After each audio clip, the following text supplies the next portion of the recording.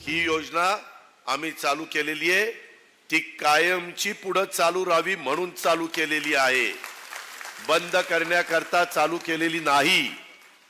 ही माझ्या माय माऊलींनी लक्षात ठेवा, माझी आग्रहाची नम्रतेची कळकळीची विनंती आहे। हे करत असताना उद्याच्याला एक गोष्ट खरी आहे, मी लपून ठेवत नाही, ताकाला जायचं आणि गाडगं लपवायचं अशा पद्धतीने माझा स्वभाव नाहीये।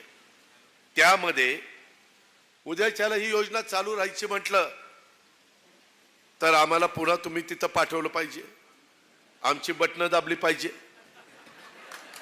तर ती योजना चालू राहील ना। योजना आम्ही आणलेली आहे, योजनेचा खर्च 45,000 कोटी रुपयाचा आम्ही अभ्यास केलेला आहे। त्याकरता माझी तुम्हाला विनंती आहे की आपण अतिशय सक्षमपणे पुढे चाललोय, तुमचं सबलीकरण करण्याच्या करता, तुम्हाला सक्षम करण्याच्या करता।